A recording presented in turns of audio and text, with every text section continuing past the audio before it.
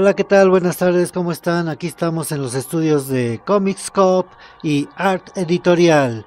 Esta es la segunda ocasión que vamos a hablar sobre el tema del horror.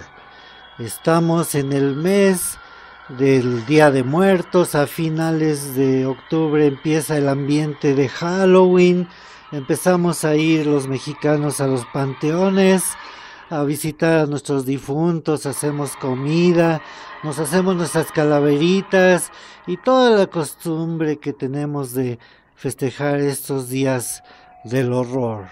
Aquí tenemos al invitado Alejandro Gómez que nos va a platicar del horror. ¿Qué tal, Alejandro? ¿Cómo estás? Platícanos, ¿qué nos vas a decir el día de hoy? Bueno, pues el día de hoy tenemos planeado hablar un poquito de lo que fue el cómic de horror español en los años 70. Y bueno, pues empecemos, ¿no? Empezamos a platicar de este tema de que, bueno, pues prácticamente dominó las estanterías a partir de desde los años 60, como el sello IMDe comenzó a traducir los cómics de la Warren, que venían gozando de éxito en los Estados Unidos desde el 63, ¿no? Primero en Dossier Negro y luego en otras revistas que debido a su popularidad cosecharon revistas de historietas, y al cabo de unos años esos cómics, bueno, pues circularon editados por 8 sellos diferentes. Muy bien, Alejandro, pues por eso nos explicamos mucho cómo el origen de muchos dibujantes de este género del horror incursionaron principalmente de este país de España. ¿Por qué de España? ¿Por qué vinieron tantos dibujantes a los Estados Unidos, a la Warren, a hacer títulos, como tú lo has mencionado, en España al Dossier y en Europa y en Estados Unidos el Vampirella? ¿Por qué? A ver, platícanos un poco. Un poquito de la España de los años 70. Esa época llamada la década de las flores tuvo éxito similar y similar colorido, pero de distinto desarrollo que en el resto del mundo. Esto debido a que, de todos modos, los españoles, a finales de los años 60 y primeros 70, tenían preocupaciones de índole social, el racismo, la posición, las perspectivas de la mujer en el mundo, el poder del clero, y planteaban dudas sobre la estabilidad del clero en una deseada democracia. Esto en el entorno social. Y por supuesto la libertad, porque en España faltaba la libertad.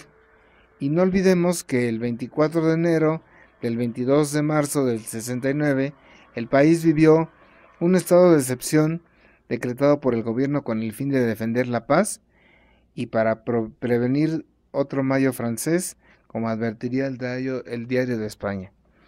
Entonces, la economía del país había alcanzado cotas insospechadas. 10 años antes, hubo una gran transformación del sector industrial y sobre todo drásticamente la población rural se redujo hasta la cuarta parte, y en el recuento hecho a la mitad de los años 70, y bueno, con este incremento los urbanitas se tradujeron en el aumento de volumen del negocio, sobre todo para las empresas de electrodomésticos, en donde las editoriales y otras que servían bienes a este grupo consumidor, hubo un escollo a partir del 73 en donde se detuvo este crecimiento. La producción generó un aumento de población parada y un grado de frustración entre los españoles, las luchas sindicales, estudiantiles y el descontento en general. Se tradujo a este mensaje más intensificado en la prensa de izquierdistas y en la satírica, pero apenas en los cómics, salvo mediante analogías o parábolas. Muy bien, pues qué interesante que cómo influye la vida política de un país en las manifestaciones del arte.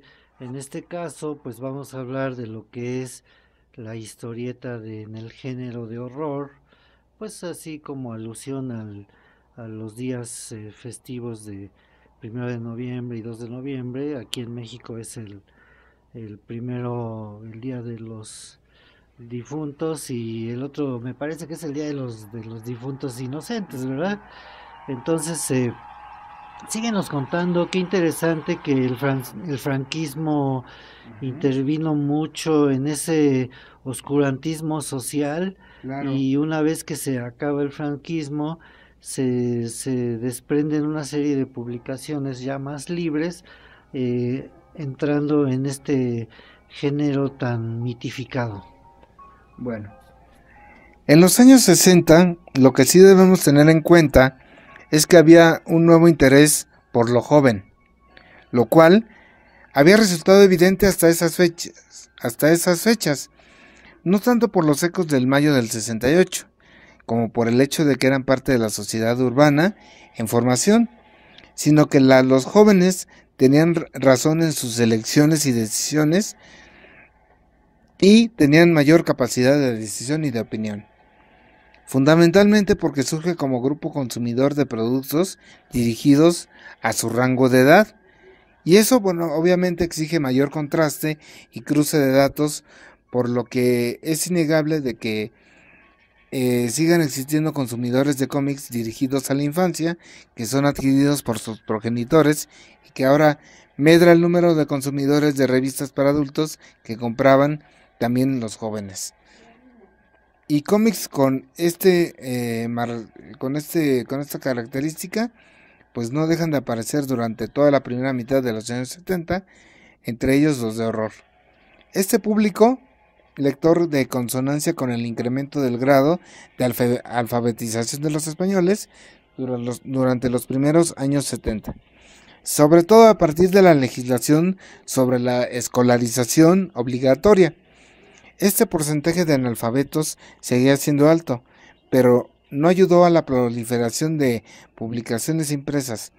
Pero interesa particularmente conocer el índice de lectura de prensa de los españoles, que había evolucionado desde los 57 lectores por cada 1000 habitantes en 1942 a los 70 por 1000 en 1959, que en la siguiente década no aumentó en exceso, 80 por 1000 habitantes en el 68 y 82 por 1000 en 1971. Este panorama de la prensa en 1970 era todavía el característico de un régimen autoritario que mantenía un aparato de propaganda centralizado y que no dejaba salir a la marginalidad a los editores desafectos al poder. He aquí una cifra. Los periódicos adscritos al periódico único, el llamado Movimiento Nacional, lanzaban 1.107.767 ejemplares diarios, el 33% del total de los ejemplares editado por los diarios españoles, situación privilegiada que no desciende hasta el año 1975.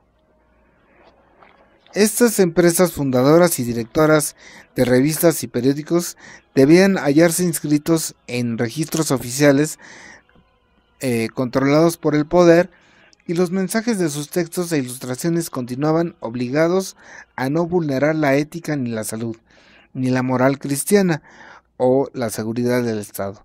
La citada ley, aunque abolía la censura previa, se aplicó con rotundidad entre el 66 y el 76, muchas veces en cumplimiento de su artículo segundo, que velaba por la verdad, la seguridad del Estado y el respeto a las instituciones y personas públicas, entre otros asuntos de carácter muy general, todo en un rango tan amplio que cabía toda alusión que ni mía que fuese.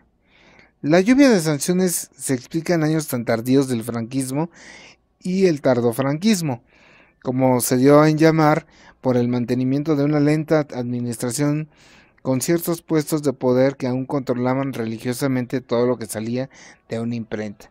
Y nunca aplicaba el adverbio. Hay quien ha sugerido que toda la responsabilidad de la aplicación de la censura era de personas concretas y no de todo un conglomerado del poder. Una de ellas sería Jesús María Vázquez Rodríguez, que dirigía la Comisión de la Información y Publicaciones Infantiles y Juveniles, creada en 1964 desde Madrid. Otra, obviamente, Carmen Maluenda, delegada en Barcelona de la sección femenina, a quien se ha escrito obsesionada por alargar faldas, cerrar escotes y hasta suprimir los pechos a las mujeres que aparecían en los cómics publicados en España. Qué interesante ver el desarrollo de la industria editorial de cómics, en este caso, en un país eh, europeo, que muchas veces tenemos el concepto equivocado de que México nos han hecho creer o económicamente tal vez tengan un poco de razón, pero no tanto, que culturalmente somos el tercer mundo y vemos que en países europeos hasta la fecha hay situaciones oscurantistas, hay censura, falta de libertad, en fin, una serie de situaciones que creíamos que eran exclusivas de México de los años 60, 70, todavía en los 80 había una censura recalcitrante aquí en México por una comisión calificadora de revistas que hasta la fecha sigue controlando todo ese tipo de publicaciones y revistas. ¿Qué más nos puedes platicar acerca de España, un país tan hermanado con México? En primer lugar por su idioma, porque pues nosotros fuimos producto de una invasión prácticamente de los españoles en América y pues por eso tenemos su idioma, ¿no? Y nos hermana el idioma, pero ¿qué otras influencias culturales pudo haber tenido en México? Y síguenos platicando cómo se desarrolló esta industria. Claro. Mira, bueno, sea el responsable quien fuera de la censura personal o colectiva, esto afectó obviamente a los cómics cuyos contenidos pues siempre fueron vigilados, contenidos coartados, eliminados o autocensurados por medio de la multa, el secuestro o la mera amonestación, ¿no? Y eso afectó especialmente a los cómics de horror, no tanto por su contenido violento o sádico, sino por la presencia de mujeres en sus viñetas, que se asociaban desnudas a este tipo de argumentos, a menos en la literatura popular. El cine de consumo y en los cómics que se estaban produciendo fuera de las fronteras españolas y el análisis del porqué de esta asociación merece un estudio aparte. Bueno, nos vamos a centrar un poquito en lo que se publicaba en ese contexto en los años 70. La industria editorial del cómic de los años 70 fue un desierto de escasez creativa, un latifundio de reaprovechamiento constante de historietas del pasado, tanto por Bruguera como por Valenciana, las dos grandes editoras de cómic del momento, y una jungla de remontajes que mutilaban la obra original y eclipsaban al autor de la misma. El mayor interés y atractivo lo despertaron varias editoriales que desde el 68 se animaron a traducir y de forma continua algunas obras de la historieta franco-belga en formatos que respetaban las ediciones originales. Oikos Tau, Ediciones Junior, La Abadía de Montserrat, el editor Tremoleda, Jaimes Libros, Eddie Sven o Comics Argos, entre otros. Lo que se tradujo del inglés no fue meritorio, por lo común, pero muchas obras británicas fueron mal trasladadas al español y montadas e impresas como muchas novelas gráficas de Ibero Mundial de Ediciones, Presidente Dit Graf, Vilmar o Vértice, entre otros ellos que ofrecieron al lector cómic en una enorme ración de fantasía pero editada de manera mediocre. Los únicos títulos que mostraron la posibilidad de disfrutar historieta nueva fueron Bravo, Strong, Gaceta y en 1970 los ingeniosos títulos como Gringo o Delta 99. ¿Tú te acuerdas de esos títulos? Sí, yo me acuerdo que había títulos como el de las trillizas, se editaban en Editorial Norma pues algunas traducciones de historietas inglesas. Aquí estamos viendo una que era terrorífico, pánico, había traducciones de El Diabolic de Italia, que era una mujer la autora de ese cómic que hasta la fecha se sigue publicando. Y pues como es parte de la cultura el género del horror dentro de la industria de primero del cómic, y de ahí muchas veces se da el salto al cine y a la televisión. Entonces síguenos contando estas publicaciones. Uh, ya hicimos un programa de lo que fue la historieta de horror en México, y próximamente haremos un programa ya más detallado de lo que pasó en lo que es la historieta y la historia de la censura que influyó mucho en el desarrollo de los cómics, como me platicaba un dibujante amigo mío, François Buc y Marc Cantot, que ahora son los directores del Festival de Cómic de Amiens. Ellos me platicaban que cuando eran jóvenes, en los años 60, 70, estaba muy vituperado, muy prohibido el cómic todavía. Eh, Parece increíble, pero los jóvenes tenían que andar escondiendo abajo del brazo su cómic para que no lo viera su papá, porque se espantaban mucho de los temas de horror, que muchas veces se relacionaban un poco con la sexualidad, el erotismo y el pánico. Entonces vean qué tema tan interesante nos trae aquí Alejandro, y con este ambiente y un poco de música que tenemos como fondo de música de temas de películas, continuaremos hablando de lo que es la historieta de horror en España. Bueno, claro que sí. Bueno, los únicos títulos, como ya dijimos, que mostraron la posibilidad de disfrutar cierto auge fueron Gringo, Delta 99, Bravo, Strong, Gaceta, y bueno, con cierta intencionalidad doctrinal o ajustados a lo políticamente correcto. Esta tendencia conservadora insertó en este grupo que colocaba los cómics que aparecían en el 1970. A cabo de un par de años, otros sellos comenzaron a traducir historietas italianas, que es de lo que estabas hablando, o de los Estados Unidos, como Susaeta, Petronio o la citada Vértice, pero con una calidad mediocre. Y en el 72 irrumpieron de nuevo los superhéroes de DC, editados en color por Novaro, tras un convenio hispano-mexicano de comercio de libros que levantó la prohibición expresa de publicar aquel material que existía desde los años 60. Interesados por los cómics de horror, hemos localizado las publicaciones que nacen dedicadas a este género entre el 69 y 79. En el 69, del total de nuevos títulos lanzados al mercado, 75 fueron solamente 75. Solo uno albergó suspenso o terror.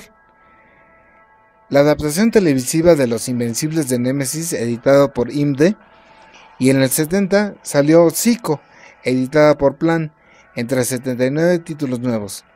En el 71 hubo 2 títulos de horror, entre 78 novedades: Drácula de Burulan y Vampus de IMDe, y también podría considerarse vinculada al género de la antología de humor negro Ven Ven Lucifer, aunque tangencialmente. En el 72 hubo 8 títulos de horror entre 81 novedades, y no estrictamente novedades, porque Drácula de Burulan pues ya tenía una reedición, Espectros y Phantom de Vértice, Pánico Extra, Pánico de Vilmar, que fue también lanzada el mismo año, pero con formato de novela gráfica, y el terror gráfico y suspense de Ursus, que el segundo no fue estrictamente de horror, pero en el 73 10 títulos de horror entre 111 novedades aparecidas, por ejemplo Doctor Dínamo de Royan, Escalofrío, Hombre Lobo y el nuevo Max Audaz de Vértice, Escorpión de Vilmar, Horror de Producciones Editoriales, Rufus de IMDe, Zombie de Petronio, Los Temerarios, serie de terror de Euredit, y el libro ontológico Shock de Joseph Tutain, su primer cómic editado bajo este sello. Desde el 74 se experimenta cierto declive: 6 de 103, El Hombre Lobo y Phantom de Vértice, y su versión de novela gráfica de Ursus, Vampirella de Garbo, No se contemplan Drácula de Boruland porque no fue de horror, ni el Fastman de Vértice, pues no llegó a comercializarse. Y en el 75 hallamos 4 cómics de horror nuevos, entre cientos de otras novedades y con otros matices. Orate de Bruguera, Horus de Producciones Editoriales, SOS de Dival y la revista gráfica con historietas encartadas de famosos monsters del cine de Garbo. En el 76 nos brindó nuevos títulos de horror entre 113 novedades del año, pero aquí una reedición Bravo, Inspector Dan de Bruguera, y el resto fueron productos eróticos traducidos del italiano por El Viveria, Delirium, La Gangrena Verde, Horrenda Depravación, La Muñeca Diabólica, Ultratumba, Sara la Vampira, Lucifera y el también erótico del sello unipersonal Mark Ben Wallenstein. Varias de las nuevas colecciones aparecidas en 1977 contuvieron historietas de terror, como 3, 14, 17 cómics o los libros El extraordinario mundo de Richard Corben y Vampirella Especial, que lanzó Tutain, pero revistas con historietas solo hubo 2, Tarot de Andina y Horror de ediciones actuales. Y esto entre un total de 147 nuevos títulos.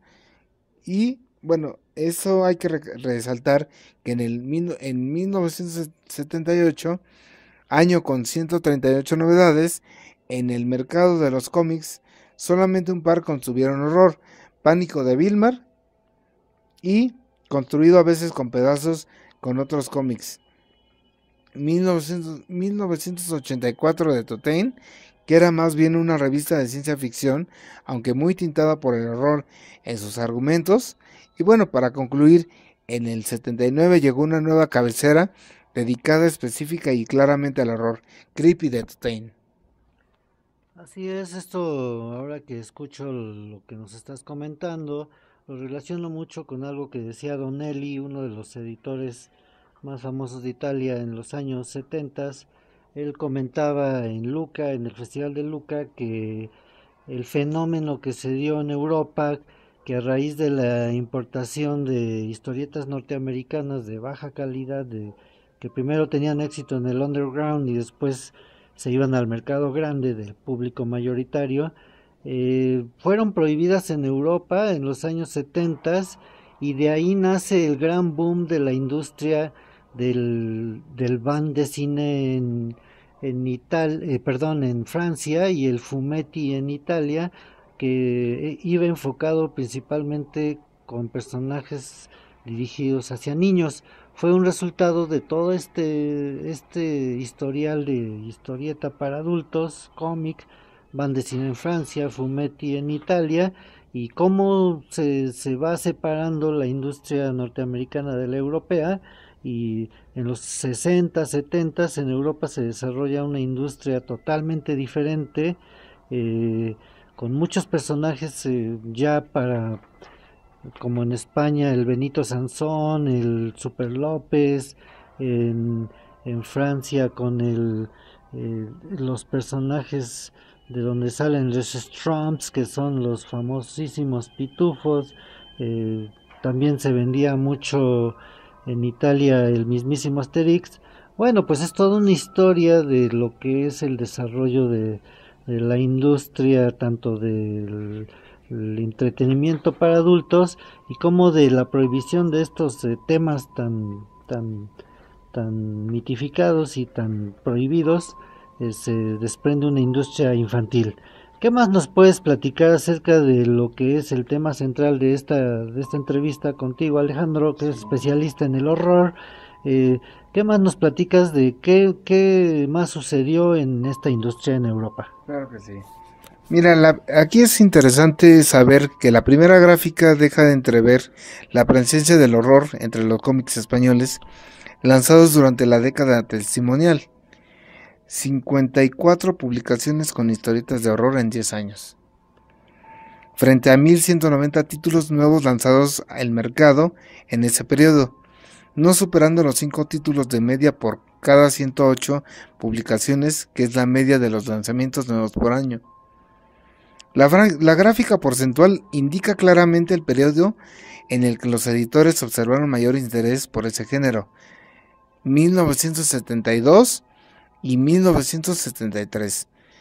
Hay que matizar el porcentaje de 1976, por cuanto casi todos los títulos eran eróticos antes que de horror, y por lo tanto ese año no debería considerarse un repunte en la gráfica de la evolución del género en la década, sino como una excepción, puesto que la presencia del género en otras revistas también se dio este año y en siguientes. Esta curva de datos alcanza su seno más alto entre el 71 y el 75, en gran medida debido a publicaciones de Ibero Mundial de ediciones fundamentalmente las tituladas Dossier Negro, Vampus, Rufus y Vampirella.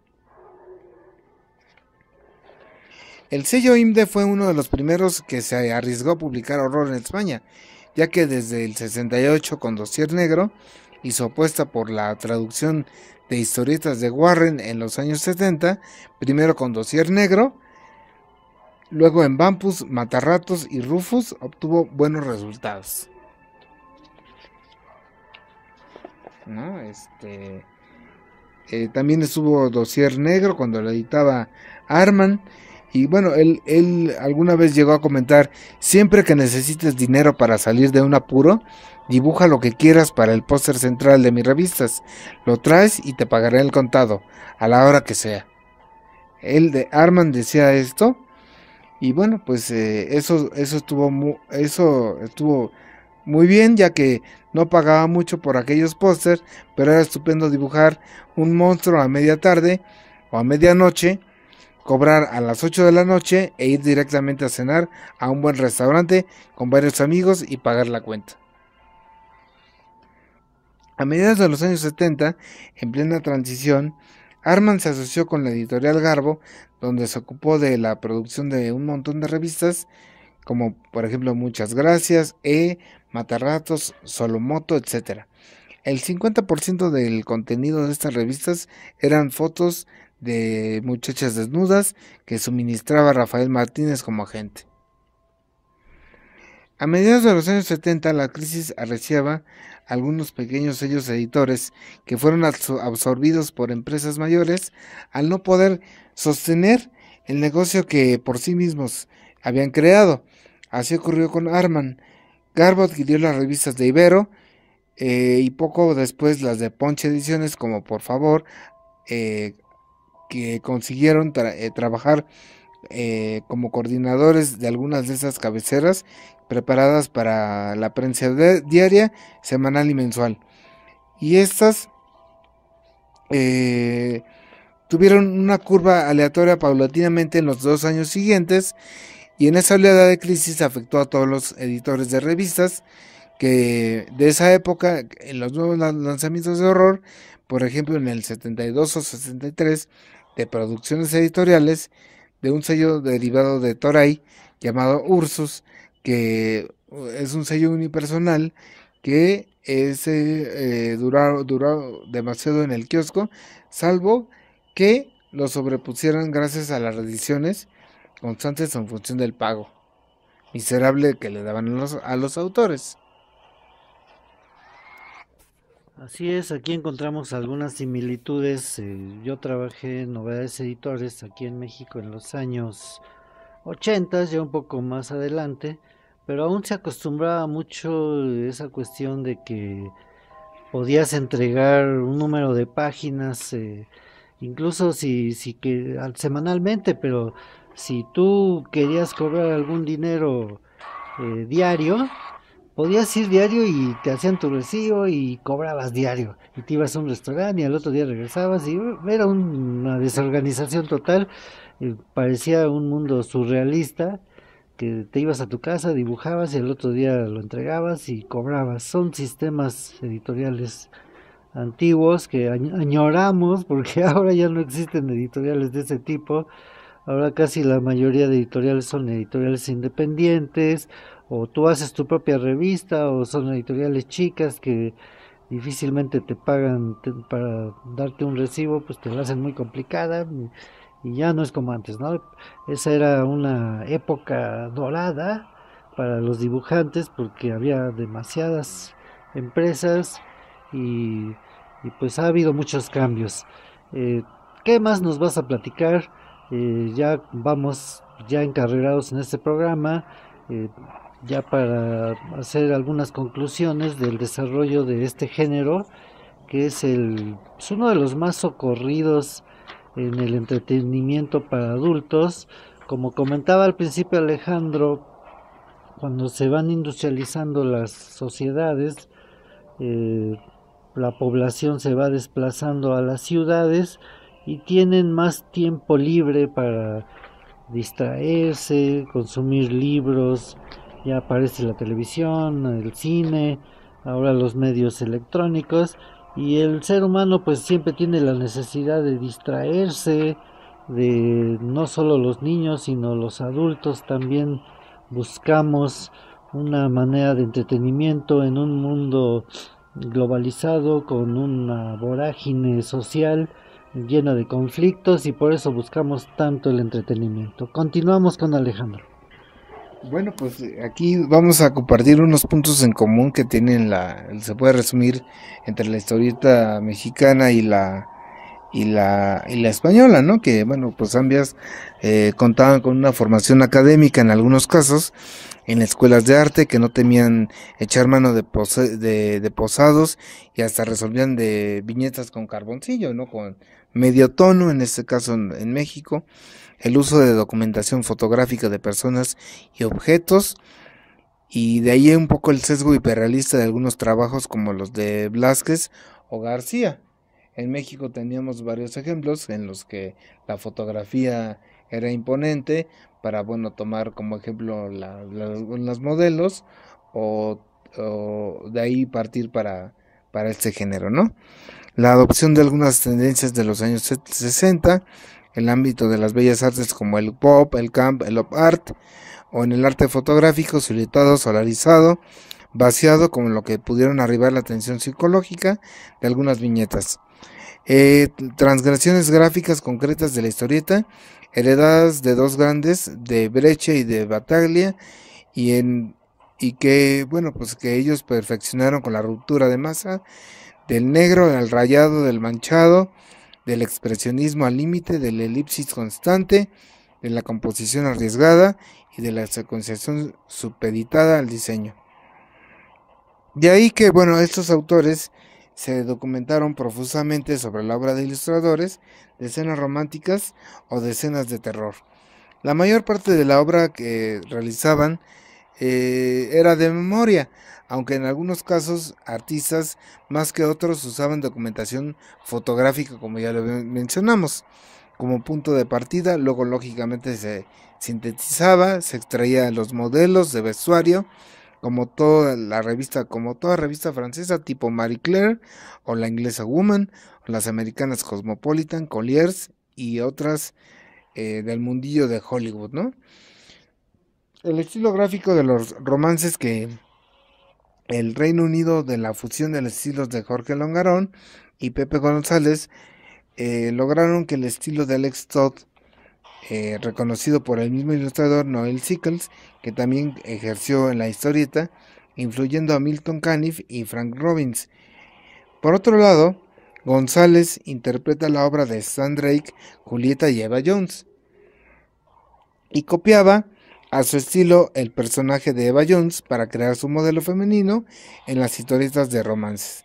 Después interpretaría fotos de actores y actrices y las fotografías de las revistas femeninas, las que más, por ejemplo, Elle y Vogue.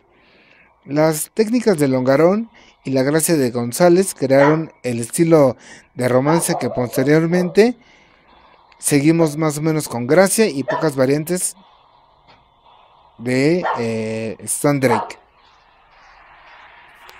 Así es, pues el tema es muy extenso y bueno, pues aquí encontramos algunas analogías con los historietistas mexicanos de los años 70, 80. Aquí también hubo casos en nuestra industria editorial donde los dibujantes los clásicos dibujantes de historietas de terror, usaban mucha documentación fotográfica. También existía paralelamente una industria de la fotonovela y pues tenían grandes archivos de fotografías, tanto de galanes, eh, seres siniestros, villanos, bellas damas, que las utilizaban frecuentemente como modelos para plasmarlos en sus viñetas, en las historietas, y esto le dio una gran calidad. Se ha perdido un poco esa costumbre porque las nuevas generaciones de artistas están más influenciados por el manga japonés y por los trazos sintetizados japoneses que por un dibujo académico casi fotográfico y hiperrealista que antes se acostumbraba mucho en el género de terror y en algunos otros géneros, ¿no? Como era el vaquero, el género romántico, y se ha perdido un poco el academismo. Algunos todavía tratamos de conservar los principios del dibujo académico, pero síguenos contando, Alejandro, ya para llegar a algunas conclusiones, por qué el éxito tan enorme de estos géneros, como comentaba en una entrevista a Stephen King, cuando le preguntaron que por qué, a qué atribuía tanto éxito de sus películas, y él decía, bueno, es que yo trato de, más que de entretener, trato de espantar a mis fans, y los trato de poner en el filo de la silla todos los 90 minutos que dura mi película. Pero bueno, continuamos con la historia de la historieta de horror en España. Bueno, pues ya nada más para concluir el panorama del cómic de horror durante los años 70, en España fue un poco minúsculo, ¿no? Por lo referido a la producción nacional y tanto en la producción como en la edición de materiales foráneos. La evolución de esta historieta tuvo que ver básicamente con la economía emergente durante los años 60, que no facilitó la creación de un tejido industrial suficientemente fuerte y las publicaciones de horror que aparecieron fueron escasas, obviamente editadas. Las que se nutrieron de material extranjero mostraron una calidad variable y poco actual, puesto que se religaron historietas de la década anterior con otras coetáneas de estética más avanzada y temática más arriesgada. Estas propuestas, con todo, estuvieron veladas por la autocensura hasta el 77, lo cual impidió la publicación de ciertos contenidos, como las traducciones de las revistas de Warren, sobre todo con la titulada Vampirella, y que condujo a algunos editores a manipular dibujos y textos con el fin de evitar el enfrentamiento con la autoridad, desposeyendo de este modo la autenticidad a los contenidos que ofrecían. Los productos de los sellos IMDE y Garbo, Dossier Negro, Vampus, Rufus y Vampirella, permitieron al menos apreciar algunos de los logros artísticos de los españoles que, si bien puntuales las obras del Novo que elaboraron por estas fechas, se redujo a ilustraciones. De todas esas revistas, Vampus fue la más equilibrada, porque la pionera Dossier Negro pues pasó por diferentes manos y etapas, y las demás no mantuvieron la homogeneidad de contenidos de la nacida en 1971.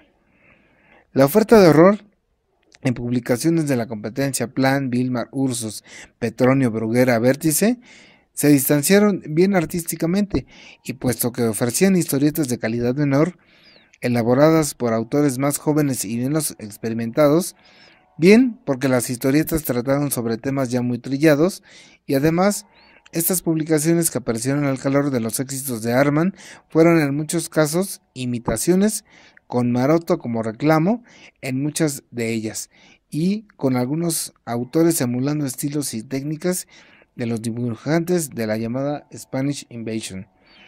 Debido al impuesto de la censura, la calidad mediocre de traducción y reproducción y la crisis que asoló la prensa española a mediados de los años 60, hubo que esperar a la llegada de los años 80 para poder disfrutar del cómic de horror en España con la mínima calidad exigible.